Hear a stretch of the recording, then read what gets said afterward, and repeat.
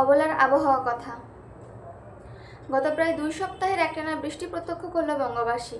প্রায় প্রতিদিনই হালকা, মাঝারি কিংবা ভারী বৃষ্টিপাত হয়েছে প্রায় সমস্ত জেলাগুলিতে।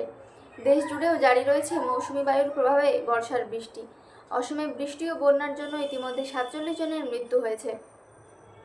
আগামী সপ্তাহের মাঝামাঝি পর্যন্ত এই দুর্যোগ চলবে বলে জানিয়েছেন আলিপুর আবহাওয়া দপ্তর। উপকূলবর্তী সাগরে থাকা একটি নিম্নচাপ ও ঘূর্ণাবর্ত অক্ষরেখার মিলিত ফলস্বরূপ এই বৃষ্টিপাত চলছে। পশ্চিমের বাঁকুড়া, পুরুলিয়া, বর্ধমান, দুর্গাপুর, 2 চব্বিশ পরগনা, মেদিনীপুর সহ কলকাতায় ভারী বৃষ্টিপাতের সম্ভাবনা রয়েছে। উত্তরবঙ্গের পাহাড়ি এলাকা যেমন কালিম্পং, কোচবিহার, জলপাইগুড়ি ও ডুয়ার্সের এলাকায় ভারী থেকে অতি ভারী বৃষ্টিপাতের সম্ভাবনা রয়েছে আগামী সপ্তাহে। গত 24 ঘন্টায় সর্বোচ্চ গড় তাপমাত্রায় 30 ডিগ্রি সেলসিয়াস ও সর্বনিম্ন 26 ডিগ্রি সেলসিয়াস থেকেছে। বাতাসের আপেক্ষিক আর্দ্রতা 94%, যা এই সময় স্বাভাবিক। কলকাতা সহ জেলাগুলিতে এয়ার কোয়ালিটি ইন্ডেক্সও যথেষ্ট ভালো। বর্ষাকালীন রোগব্যাধি যেমন জ্বর, সর্দি, কাশি, নিউমোনিয়া, ডেঙ্গি, ম্যালেরিয়া ইত্যাদি সম্পর্কে সতর্কতা প্রয়োজন। বৃষ্টির জন্য মর্নিং ওয়াক একটা সমস্যা এখন।